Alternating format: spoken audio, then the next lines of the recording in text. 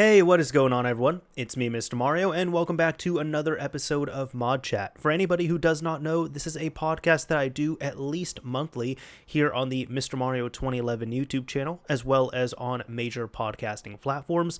Simply go to your favorite podcasting application or website, look up ModChat, all one word, and if you want it on the go or just in an audio-only format like a podcast, you should hopefully be able to find it there. Now, ModChat is a series I like to do in which I find different pieces of news, different developments, things like that related to the modding scene all across the board, and I like to present them to you all as well as give my opinions on a few things. As a heads up, I mean, this is never a thing that is going to be breaking news by any means, but it's just something I like to do and go over here for you all. So, as opposed to the last episode where I just went over one big topic, it looks like we're going to be going over several different topics here, and it's going to be a pretty wide range of things as well, too. So, without further ado, let's go ahead and just jump into what we're looking at. The very first thing here is actually somewhat continuing off of what we had seen in regards to the last episode. And for anybody who has not seen the previous episode of ModChat, it was talking about the possible fall of Team Executor.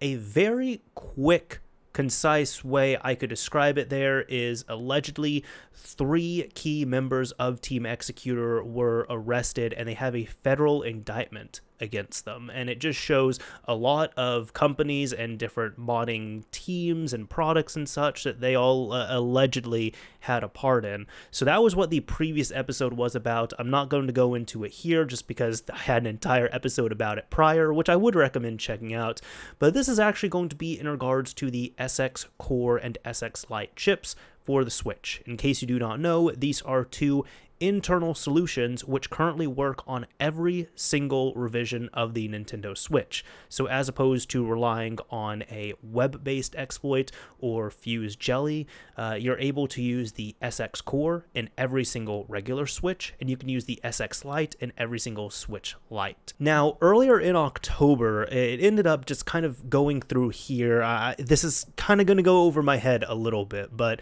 one user on Twitter, I'm not going to try and pronounce their full name on here, but their username is Horak341, had said, "Hello, enjoy CVE-2020-15808. For ST Microelectronics, no response to patch it. CDC USB class is vulnerable for buffer overflow via rec greater than W length pointer and allows to read up to 65 kilobytes of memory by crafting a special USB descriptor message. Impacted entire series." Now, the reason why this is important is because this was October 2nd, where at least this user had ended up saying this on Twitter. Funny enough, and coincidentally, this is also the same day that that indictment was unsealed against Team Executor members, so that is when we found out about that news. But if we take a look at Mike Heskin, or Hexkey's tweet right here on October 8th, just a few days after, he said, "After stumbling upon this tweet, we were able to use this bug to dump the Gateway/Team Executor mod chips firmware. It is important to remember that this is the exact same issue that led to Fuse Jelly/Schaff L2, I believe that's how you say it, but on a different USB stack, meaning this might be even more widespread. Since the mod chip uses a GD32, this was hardly unexpected as those are straight-up clones of STM32. Nonetheless, I believe this demonstrates how this bug may be affecting way more devices than we thought. While the DRM imposed by the mod chip was already bypassed months ago, the mod chip's firmware remained impossible to dump without glitching. And yes, I do realize Gateway's mod chip being affected by this particular bug is irony at its finest. Top quality meme material even. So first of all, with the exploit itself, this is an exploit that, much like Fuse Jelly, what we saw, it's not just going to only impact the Nintendo Switch. It's going to impact anything that's going to run anything similar on there. So as that was a Tegra boot ROM bug, that's why it was disclosed to the proper places, because it affected, Nvidia's devices, it affected the Nintendo Switch, it even affected, things as big as the infotainment system on Tesla vehicles. So it was something that really needed to get patched up on there. Now, in regards to what we're seeing here, this is, again, another widespread bug, which does impact the chips themselves right here. Now, why are we talking about this? Well, it looks like the chips, the actual SX Core and SX Lite chips, there is at least updatable firmware out there for them, and people have disassembled the chips from what I see, like physically, and they know how they work. However, even if you do clone the actual hardware, you still need the firmware to get everything working, and at this point, using this bug, the chip's firmware was able to get dumped. So essentially that means that people could either create their, I guess long term on here, in theory they could create their own clone chips, or they can use this to create different kinds of chips because it's more seeing how it's working on here. One example I'm thinking of, which this is actually more towards the original Xbox, is the Executor 3 mod chip. Now this mod chip, we had BIOS of it available, we had what else was there? People had fully reverse engineered the hardware, to my knowledge. Like, you could go out, you could clone the hardware, that was all good. The problem for so long was the actual firmware itself. The firmware was encrypted and nobody was able to dump it successfully, so it needed to be reverse engineered. And I was told multiple times by different people who are smarter than me in this that you can clone the hardware, but if you don't have that firmware, the hardware is completely useless. And from what I know, pretty recently, the firmware was able to get reverse engineered and was able to get dumped. So now at that point, hopefully even, there's still Executor stuff, but maybe we can see clone stuff of that or open source stuff of that as well too. So it's kind of on the same length here as well. This is really important as well too, just because, love or hate Team Executor, they are the only ones that had a solution that you could readily pick up that worked on every single Nintendo Switch. So I'm not sure what will fully come of this, when it will come, what shape or size or whatever we're going to see this in, but this is cool nonetheless. Perfect timing as well. Next up, we're going to be talking about another thing related to the Switch, which this makes me incredibly happy. Now, it doesn't look like there's all too much here on this GitHub page, but this is for RE3NX, which short and sweet is a GTA 3 decompilation ported to the Nintendo Switch. And for anybody who does not know, that is Grand Theft Auto 3. And further, for anyone who does not know, this is my all-time favorite game ever, ever, ever. So this is a very big deal to me. Talking about it here, it said, the aim of this project is to reverse Grand Theft Auto 3 for PC by replacing parts of the game one by one, such that we have a working game at all times. Now, it does require you to actually own and purchase a copy of Grand Theft Auto 3 for PC. The Steam version works just fine, but this is another really awesome decompilation project, and much like we've seen with Super Mario 64, guess what? People are taking this decomp project from PC and they're porting it to other systems, such as RE3NX for the Switch. Now you can go over to releases right here, and this is from A Grabber. He's been the one who released this and maintained it, and he's been doing a really awesome job just, releasing several other updates for this as well too. Now, I have actually, this hits even closer to home as well too, because I actually played this. And not just like played it, like I have, a custom firmware Switch, I played it on here. I finished it from start to finish. I was using precisely the September 24th, 2020 build, and I will say it was a little bit of an exercise in patience because it kept crashing. So if you're going to play it, I recommend you save very, very often. But I'm just smiling because I love the Nintendo Switch. This is one of my favorite systems now at this point. Yes, despite all the little issues I've had with it and all the times I've had to send it off, all right? We're not going to talk about that. But this is one of my favorite systems, and I have my all-time favorite game on one of my favorite systems. And, in short, it's just the ultimate pooping companion to me at this point. Now, I do want to say I'm not going to give a ton of detail as to my full experience on this, because kind of a little bit of a spoiler alert on here.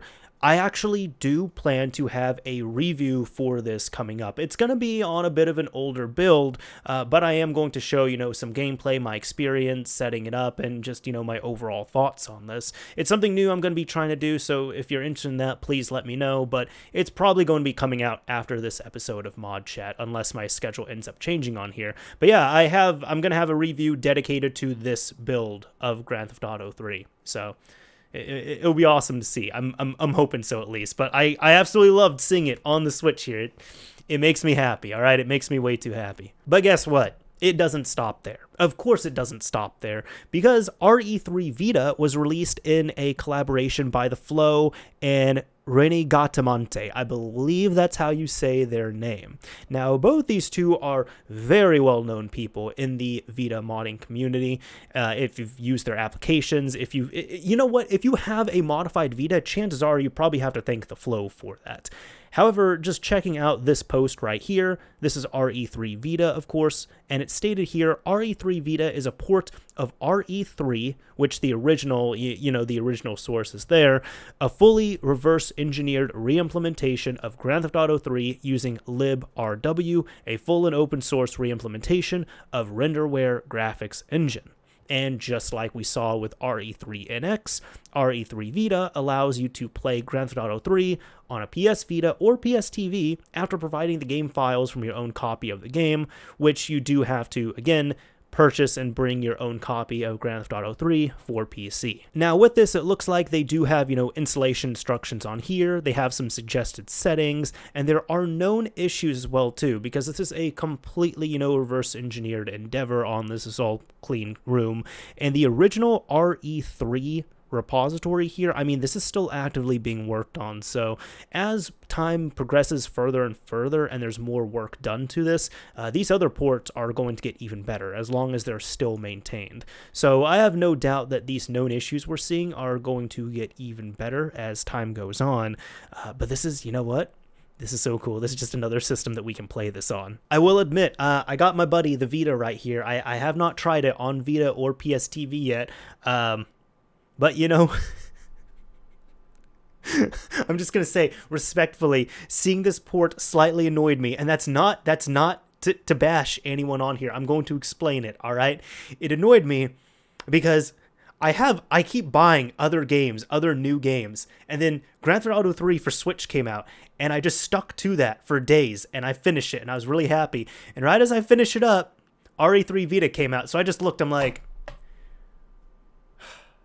I like the Vita. I love Grand Theft Auto 3. Am I really going to have to go back and play this again? The answer is probably going to be yes, all right? If you put Grand Theft Auto 3 in front of me, I'm going to be playing the hell out of it. So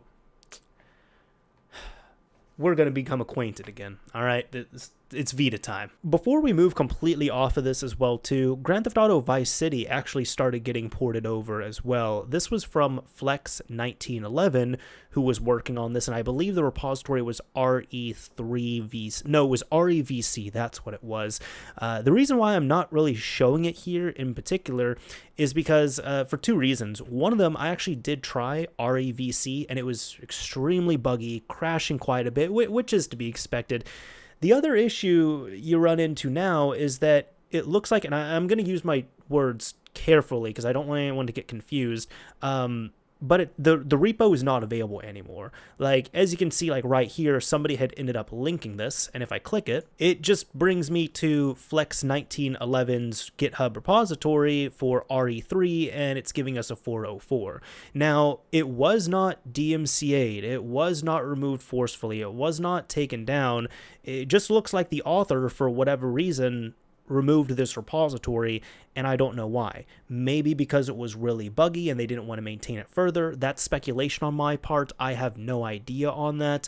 But for whatever reason, the original REVC repository that we were pulling from is not there. That's all I know. But guess what? Just like Grand Theft Auto 3, it is also being worked on Vita. So there's still being work on it. It's not like it completely ceased, mind you, and it's not like only one person is allowed to work on it here. But Grand Theft Auto Vice City, right here as of November 3rd, it's stated here, some tackling for what concerning stuttering issues and freezes has been done, hopefully temporary solutions. The main issue seems to be related to audio decoding, happens on main thread. With this temp solution, we can get solid frame rate on Grand Theft Auto Vice City, 30 to 40 frames per second. That's awesome. That's real cool. So we're even going to see Vice City here on the Vita. Now, it's not all too often that I get to talk about the Dreamcast on here, so, we're going to talk about the Dreamcast, and there's going to be kind of some prefacing and such on here, some things I actually had to crash course and learn about, and this post in particular, I am going to say, if there's some stuff that is a little bit iffy in terms of reading it, it's because this post was originally made in Spanish, and I'm using Google to translate it to English, Google Chrome, so just keep that in mind. But here, I'm just going to grab some snippets of this post here, which is Atomiswave in Dreamcast reporting a discovery. So this user, Ro Mangus Larson, ended up stating here, I've decided to publish on several sites a summary of what has happened recently regarding this great community discovery from which the Dreamcast console is about 10 years ahead, since from now on, games from the arcade Atomiswave board can be played on the console. How? Yes, that simple, as if it were a Neo Geo. I published this with the intention that certain truths about this issue are disclosed and from which more news may emerge, not only about games, but also about the movements and the companies involved. Well, what is Atomiswave? What is a port? What does this new mean for users of the Sega Dreamcast console? I hope it serves all the enthusiasts of this fabulous console launched by Sega. Now, this is a great read here, but in short, this all really started from a developer kit that was purchased, and it was believed to be broken. And there was a gentleman, I believe by the name of Brian here, who purchased it, and in his words, he said, I bought the dev kit on eBay at the beginning of this year 2020. It was not labeled as development or prototype, but it was obvious that it was. It was published as untested and no screen activity and faulty font, but even after changing it, you still get a black screen. It seems to only work if you manually boot it from within the Dreamcast Tools utility of the Katana SDK.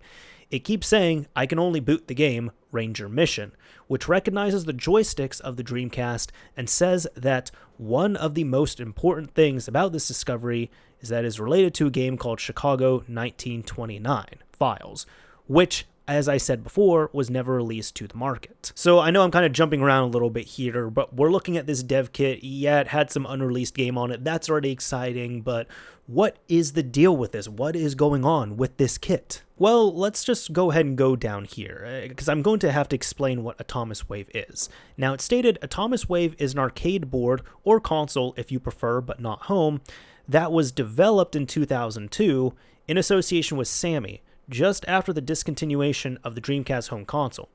Due to financial problems, the Sega company is legally associated with another called Sammy, henceforth Sega Sammy, and begins to dedicate itself now to develop exclusively arcade games with this Atomiswave and to make some exclusive home versions for active consoles of other brands like the Xbox 360, PS3, and Nintendo DS2.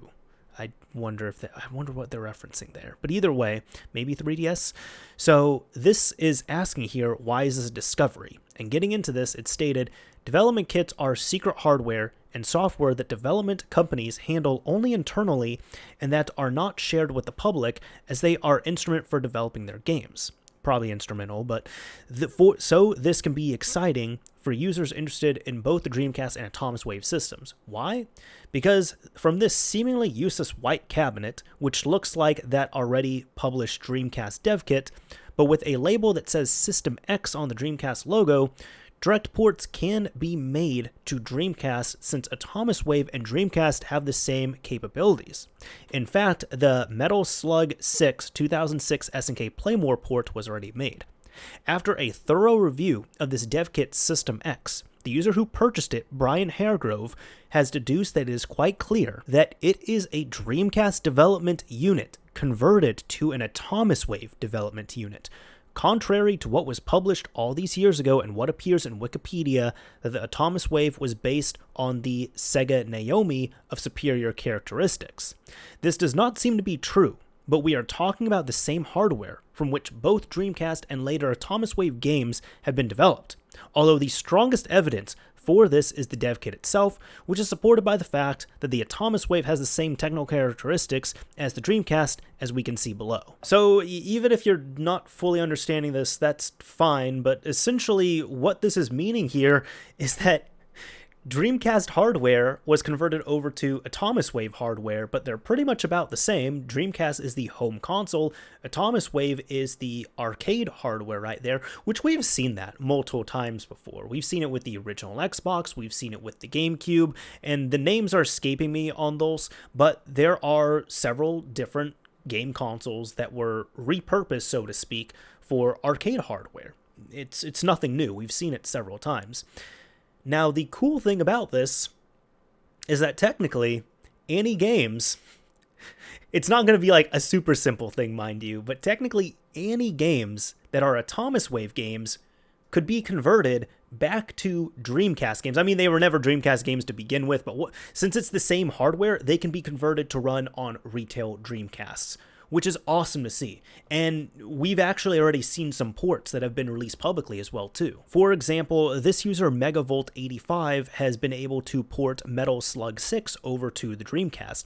Now, it is noted here that you can use a standard controller or an arcade stick. It is a 2-player game if you want to do that. However, there's some notes here where it says, warning, game don't work with SD adapter and CDR. So I'd actually spoken with someone who said they were having a lot of issues running this on their GDMU, which would certainly make sense, and it was a legitimate one as well too. But what confuses me is when it says CDR, so I'm sitting here like, how the hell are we supposed to even play this properly on retail hardware? I'm sure it can get fixed up, but it's stating here, at least with the latest update, there were some errors in code that were fixed. They enabled red blood because this game was technically censored, so it didn't have red blood. They enabled auto fire, and they added a pause option. But it's also saying here, I guess for GDMU, for official GDMU with the new software, need add image_tests equals 0 into your GDMU.ini. So actually, maybe with this flag it will work on GDMU, but this is literally talking about the SD adapter, which you plug into the serial port on the back of the console. We also ended up getting King of Fighters 11, which is cool too. Again, from the Atomiswave, it's 1 or 2 players. You can use an arcade stick or a standard controller. And let's see, command, well, yeah, this is just a command if you want to run this on here, but there's not too much else on this. Now, I do also want to point us to the Wikipedia article for Atomiswave because it covers what we were looking at, you know, saying it's a custom arcade board and cabinet from Sammy Corporation, and it's based off of the Sega Naomi system board. So we already knew about that, and we now believe, there's reason to believe that's actually incorrect. It's based on the Sega Dreamcast, so to speak there.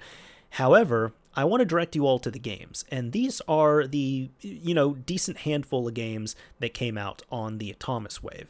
And it looks like games were releasing from 2003 all the way up to, when was the last one I saw? 2009 actually seems to be the latest one, which is Sega Bass Fishing Challenge. So looking at this here, we already have Metal Slug 6, which has now been ported to the Dreamcast, and we now have the King of Fighters 11, which has been ported to the Dreamcast. So in theory, again, in theory, any of the games that you're seeing on this list could most likely technically be ported to Dreamcast, which is really awesome to see. There's also, I didn't even see this until now, but yeah, there's these 5 unreleased games, and yep, Chase 1929, indeed, that one was pointed out on there, and it seemed to be the dev kit for that. So there's these other 5 games as well, too. I mean, I still love seeing the Dreamcast get all this love, even in 2020. Since we're going back to older systems here, I did want to point this out. This was actually posted on PlayStation Hacks, and Gregory Rasputin said here, this is for Newroze, a new debugger for the original PlayStation. And it says, developer Yusuf Selik, I believe that's how you say his name, has released a debugger for the PlayStation 1. So we have one of these really cool looking original PlayStation dev kits here. And if you know what a debugger is or why you would use this software, then there isn't a lot I need to explain. For others, this helps you test homebrew code. Here's a video of the developer using this application, which is really awesome to see here. And there's a few GitHub links. So from the actual GitHub pages for Newroze, first of all, we have here a PlayStation debugger. In this repo, you'll find a .exe file, PlayStation executable, and ISO that contains the Newroze PlayStation debugger. It is a debugger I have written that will enable you to launch and test PlayStation code ELF via modern machines. To use this debugger, you must have a PlayStation with a cart, such as an Action Replay or Explorer. That'd be one of those parallel I/O cartridges, to which you can directly upload the exe file, or a modded PlayStation on which you can run the burned ISO file. A serial to USB cable from the PlayStation to your dev machine. I believe this is mipsel-unknown-elf-gdb installed, as well as the new Newroze GDB server, which is available here. Now he's got a video showing the debugger, and he also has here Newroze by using native debug extension and visual code. So this is awesome. I mean, this is just bringing old stuff to new stuff and combining it. I love this. This is so great. Now for the Newroze PSX debugger repository, it's stated here, PlayStation GDB debugger proxy written in Go. This is the Newroze server that needs to run for GDB to be able to talk with the PlayStation. To install, just check out the project and type go install. Obviously, you first need to have Golang installed here. Afterwards, you can specify a device/COM port serial to PlayStation and launch the debugger server. So yeah, if anybody out there really wants to mess around with original PlayStation development and get their hands dirty with this, but on a newer software setup and, just newer modern computer, it's all right here. And this is fantastic. This is just... Man, this is awesome. I love seeing stuff like this. Now, speaking of some cool stuff, this is in regards to RPCS3, and check this out. As you can see on screen, it says here Demon's Souls is now playable online using RPCS3, and this is utilizing something called RPCN, which in short is supposed to be a PlayStation Network emulator, so to speak, only for RPCS3. So this means, again, if you're using the RPCS3 emulator on your PC, which for anyone who does not know, that is a PlayStation 3 emulator for PC. I believe it works on Windows, Mac OS, as well as Linux. So you can set it up, you can load your firmware you need on there, you can play your games, and now for, per game support needs to be added. But at this point, if you have a game that is enabled for that support, you can then use RPCN to load up that game and play online with other RPCN users, which would be people who are playing over RPCS3. So that's one thing. You don't have to charge for it. You don't have to do any of that fun stuff there, and it's only going to be limited between RPCS3 users. So the PSN environment is not going to be getting touched in regards to this. There is some more information available down here in the description, which is stating here, no, your eyes aren't deceiving you. Over the past year, developer Galciv has been working on a private PSN server replacement called RPCN. This is a free and open source private server that can act as PSN written in Rust. This server code, along with the hefty amount of improvements made to RPCS3, enables users to play in multiplayer and co-op modes in games that don't require a custom server in addition to PSN or already have one. One such example for the latter would be Demon's Souls, which now fully works in multiplayer with RPCN as the private PSN server and DSSE by YMGVE as the private DES custom server with every feature intact. Should be noted, however, that RPCN is far from being finished yet, so only a very small number of games work at the moment. In our current testing, Barman Ultra and Demon's Souls are the only ones that work reliably, but hopefully the community will discover others that work well too. Admittedly, I've actually never dabbled in PlayStation 3 emulation. However, seeing stuff like this, this game looks amazing on here, but just seeing stuff like this really makes me want to fire it up. I actually, thinking about it, I haven't fired up, funny enough, I haven't fired up any emulators for the 7th generation of consoles. I've never tried Wii emulation, I've never tried Xbox 360 or even PS3 emulation, outside of the official options, like for example, Wii on the Wii U, or what's the other one? I guess Xbox 360 games on Xbox One. Those are the only two I've really tried. So I really need to try these more open source like applications and methods here just to see how far they've come. Now, kind of on a whim, I almost thought about omitting this, but I figured because I slightly referenced it, I might as well bring this up here. This is actually in regards to the yuzu emulator, and this has been covered already a few times. For anybody who does not know, yuzu is again another emulator that is actually for the Switch and seems to be pretty solid in regards to not only homebrew but even retail games as well too. It does not seem to have been taken down or anything. It's completely open source and such, and they do have a Patreon which is open.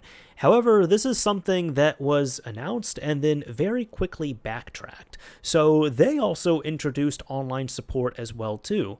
And in the original story, it's actually mentioned right here. Yes, you read that right. Yuzu now has beta support for online services by leveraging Raptor Network. Raptor Network is a replacement for Nintendo Online Services, which Yuzu has partnered with to deliver this service to you. Now, it looks like the only games that were in their testing phase were, well, publicly available, were Super Mario Maker 2 and Super Mario Odyssey. And it's stated here in Super Mario Maker 2, you can upload and share custom levels with others, while in Super Mario Odyssey, you can play hide and seek in Luigi's Balloon World or share high scores in mini games on the leaderboards.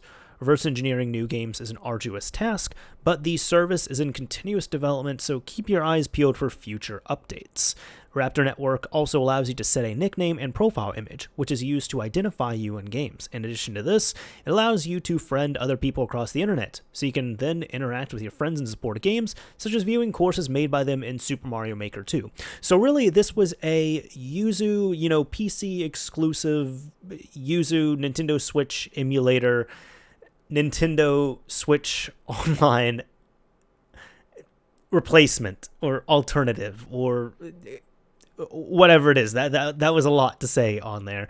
But they ended up releasing this, and there was never at least publicly, we don't know of a legal notice or anything with this, but very quickly, the next day, they actually backtracked, and I'm going to read exactly what they said here. From their Twitter, they say, "We are saddened to report that we have removed online support from Yuzu indefinitely and effective immediately. We apologize to our community for the confusion and disappointment surrounding this release, and especially to those who were excited to try this feature. We have received valid and insightful feedback from our fans and members on the broader Switch and emulation communities. Truthfully, we are all just a bunch of enthusiastic people from around the globe who are genuinely excited about something we thought we could offer. In hindsight, we 100% understand your concerns. As always, we will continue working on other features and improvements within Yuzu to make it the best emulator we possibly can. Thank you to everyone who has continued to support us, provided us feedback, and been open to constructive criticism on this topic. Now, as always, we value your opinions." Now, maybe I can be corrected on this if I am incorrect in saying this here, and I apologize if I'm incorrect, but at least from what I knew on there, this was going to be an option that you would get access to if you contributed to their Patreon. And I think that's one big, there's two things about it. One of them is that this is a current generation system. So even if they were trying to play by all the rules and such, I'm sure this would have gotten shut down extremely quickly, unfortunately, like the entire Yuzu project.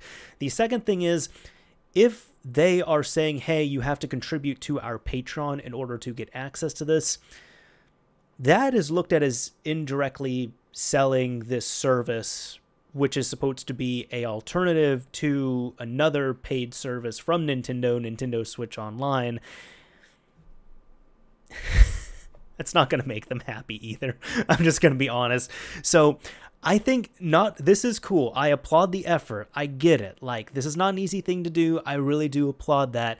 But it certainly wasn't smart to implement, at least this early on and currently into the generation.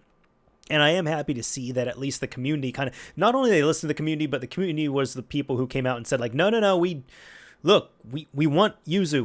We like the project, but what you're doing, this is really dangerous to the project as a whole. No, we don't need online support. It's fine. So maybe in a few years, well, they're saying it's indefinite on here, but I honestly think at some point, like years and years into the future, when the Switch is barely supported or not supported at all, we're probably going to have services set up like this. The big thing is, it just really can't be current generation. If it's going to be current generation, you're really playing much more of a dangerous game there. Now, the very last thing I want to cover is I've been trying to, and I've missed a few times, I try and cover something that I just think is like really cool or just kind of different but related to the modding scene, or even just something funny. But this I think is just wholesome as all hell and really cool too. Now, this is called, I've never said this name out loud, come on, Barulandia. That's what it is. I hope I said it right. This is for the PlayStation 3. This is an actual piece of homebrew for PS3. And this is a painting game by JMGK. Now, it's stated here by STL Cards WS. Here is some new development on the PS3 with a new project by developer JMGK called Barulandia. It's a painting game that has been ported to the PS3 for use on custom firmware or PS3 HIN. The project is written in C utilizing the Open SDK on PS3 known as PS Lite, plus SDL 1.3. The project's source code is hosted at GitHub, and you can check it out here. This is a great game for that young member of the household picking up a controller and wanting to allow for some creativity. This homebrew is like a virtual coloring book, where you can add objects from some images provided already and choose your custom colors and simply point to colorize your picks. Might not be the most enjoyable thing, but if you need a few spare moments to keep the young ones occupied while they are exercising some creativity, Barulandia might be a great game for your PS3. And I would agree, I think this is a great game, especially since, this is a true homebrew game right here, even if it's a port. So we got this here, that's a press start screen. I personally don't have any type of creativity inside of me, so I have not attempted this at all. But hey, these look good so far. This is awesome. It's also stated from the developer here, I did a port of my painting game Barulandia, maybe Noiseland in English, that I made for a children's book written by my wife. There's an HTML version here and an Android version available here. It can be found over here for Barulandia, at least for the PS3, and we said here it's written in C using PS Lite and SDL 1.3. Now, there's also been a version 2 update, which actually uses SDL 2 as opposed to SDL 1.3. And it states here it's functionally equivalent to previous versions, but for SDL 2 faster and better coded. Music, in-game help, and exit confirmation are next steps. So yeah, this is something, if anybody is looking for a piece of actual homebrew for the PS3 in a homebrew game, there you go, Barulandia. Maybe you can really exercise that creative side. Alright, and you know what, my coffee is pretty much out at this point, so I think this is a good way to wrap up ModChat. Anyways, I hope you all enjoyed this episode of ModChat. Let me know what you all thought of it. And I need to use a keyword of some kind, don't I? Because I've forgotten that a few times. How about card? And I'm saying that because I keep seeing, I have literally on the side here, all these little, what the hell are these? Magic stick, Magic Gate, but no, memory stick duos and memory stick pro duos and adapters and stuff with micro SD cards. I just have flash storage all over the place here. But if you use the word card in the comment of your YouTube comment, yeah, I'd use that to coffee kick in hard, all right? If you leave a comment on the YouTube upload of this using the word card, I will know you made it to the end of this episode of ModChat. Anyways, that's about it for this episode here. This is Mr. Mario signing off. Thank you all for listening and watching, everyone. And until next time.